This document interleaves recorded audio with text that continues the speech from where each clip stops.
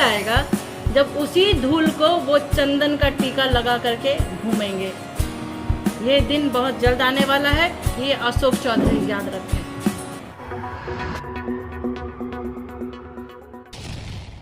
हायाघाट में बिहार एनडीए के भ्रष्ट नेताओं के खिलाफ जन सुराज पार्टी कार्यालय में प्रेस कॉन्फ्रेंस आयोजित किया गया।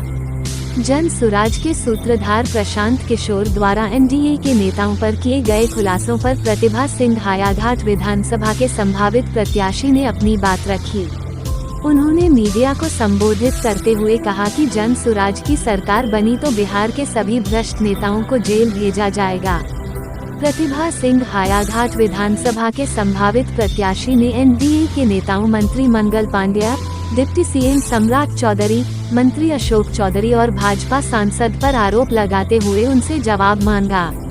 उन्होंने बिंदुवार आरोप लगाते हुए कहा, प्रेस वार्ता मेरी ओर से नहीं, जन सुराज पार्टी की ओर से किया जा रहा है। इसका उद्देश्य है कि प्रशांत किशोर जी ने जो आरोप लगाए, मंगल पांडे पे हो या सम्राट चौधरी पे हो या अशोक चौधरी जी पे हो, कहीं भी कोई भी गलत चीज़ नहीं कहा और उन्होंने किया है जो उसका प्रमाण आपको आगे भी मिल सकता है और आप लोग बेहतर तरीके से प्रमाण ला सकते हैं। जैसे सबसे पहले मंगल पांडे जी के अकाउंट में 2 करोड़, उनकी पत्नी के अकाउंट में 2 करोड़ 12 लाख रुपया 2019-20 ईस्वी में आया।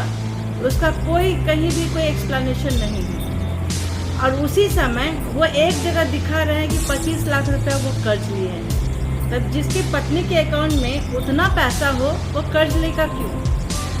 उसके बाद दूसरी चीज़ है उप मुख्यमंत्री सम्राट चौधरी जी, 7वीं पास का तो आप लोग सब जानते हैं, वो हत्यारे हैं।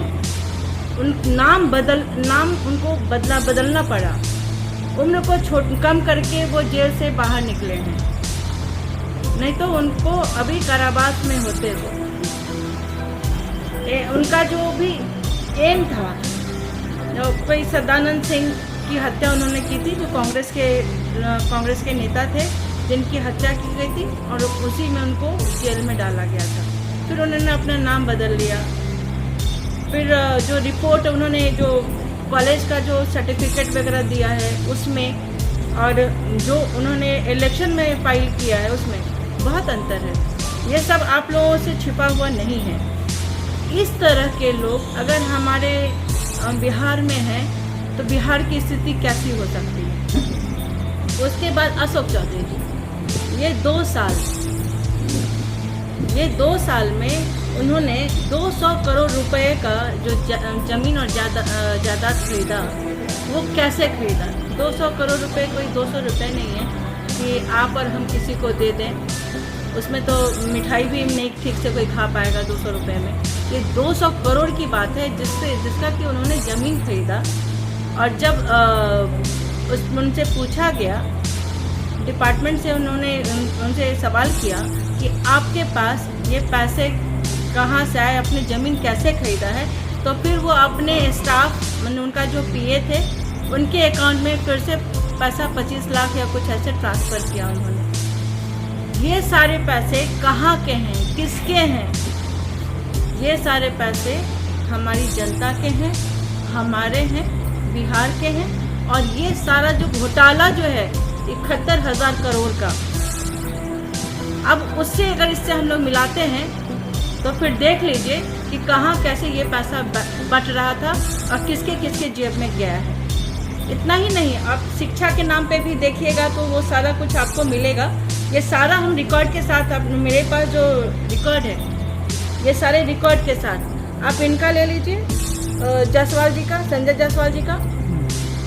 पेट्रोल पंप उनका था जहाँ से हाईवे क्रॉस हो रहा था, उन्होंने बनने नहीं दिया था, रोक के रखा था। फिर बाद में 10 साल के बाद वहाँ जो है सड़क बनी वहाँ की, तो वो तो मैं बिहार को बदलने ही नहीं देना चाहते। जहाँ सड़क नहीं जाएगी तो वहाँ बदलाव कैसे होगा? किसी भी जगह को बदलने, गांव को भी बदलने के लिए सड़क सबसे इम्पॉर्टेंट चीज़ होता है, जो उस जगह को उन्होंने रोका। अब क्या ये लोग इस काबिल है कि सत्ता में रहें या नेता बनने के काबिल हैं। नेता तो वो होता है जो सच का दामन थामकर आगे बढ़ता है और अपनी भलाई नहीं लोगों की भलाई के बारे में सोचता है। ये नेतागण जो हैं वो सबसे पहले अपनी भलाई अपने बारे में सोचते हैं, फिर दूसरे के बारे में सोचते हैं। तो ये सत्ता परिवर्तन में हम आप सबका सहयोग चाहते हैं कि जो सच्चाई है वो जन जन तक पहुंचाने का काम कीजिए। हम सारे भाई बहन बैठे हैं यहाँ पे, हम लोगों की कोशिश है कि हम लोग एक एक लोगों को सुनाएं, बताएं, लेकिन आप सबसे ज़्यादा अनुरोध करते हैं कि आप लोगों के फॉलोअर्स बहुत हैं, आप लोग की बात लोग सुनते हैं, समझते हैं, देखते हैं। तो आप लोगों से दरखास्त है कि इन सारी बातों को आप लोग आगे बढ़ाएं।